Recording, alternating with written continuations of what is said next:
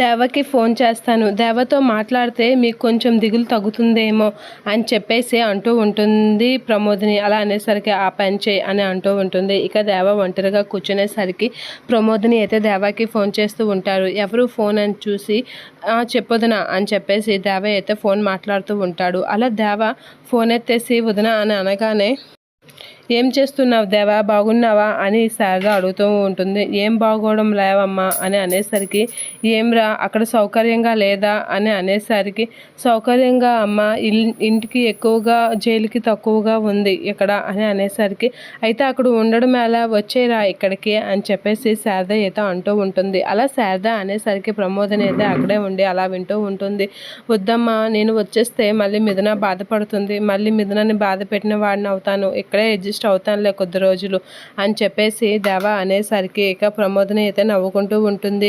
ఎందుకురా నువ్వు అంత కష్టపడి అక్కడ ఉండడం, మనిషి ఒక దగ్గర ఇమ్మడలేనప్పుడు ఇంటికి వచ్చేయడమే మంచిది, ఎక్కడ సౌకర్యంగా ఉంటే అక్కడే ఉండాలి అని శారద అనేసరికి, అదేం లేదమ్మా, మిథున ఇప్పుడిప్పుడే కిడ్నాప్ నుంచి కొంచెం తేరుకుంటుంది, ఇంకా తనని మళ్ళీ బాధ పెట్టలేను, ఇక్కడే ఉంటాను, అసలే ఇది జడ్జీలు కదమ్మా, అందరూ జడ్జిల్లాగే అతనిలాగే అందరూ ప్రవర్తిస్తున్నారు, కొంచెం కష్టంగానే ఉంది కానీ అని అనేసరికి, అయితే ఏం చేస్తావు మరి అని శారద అంటూ ఉంటుంది. కొద్ది రోజులు కానీ అమ్మ, వెళ్ళి వచ్చేస్తాం కదా, కొద్ది రోజులే కదా అని అనేసరికి, సరేలేరా, అంతగా ఇబ్బంది అయితే వచ్చాయి అని చెప్పేసి అంటూ ఉంటుంది. అదేం లేదమ్మా, బాగానే ఉంది, మిథున కోసం మరి తప్పదు, తను ఇప్పుడిప్పుడే హ్యాపీగా కొంచెం కిడ్నాప్ నుంచి బయటకు తేరుకుంటుంది కదా, మళ్ళీ తన హ్యాపీనెస్ని పాడు చేయలేను కాబట్టి ఉంటాను అని చెప్పేసి దేవ అనేస్తూ ఉంటాడు.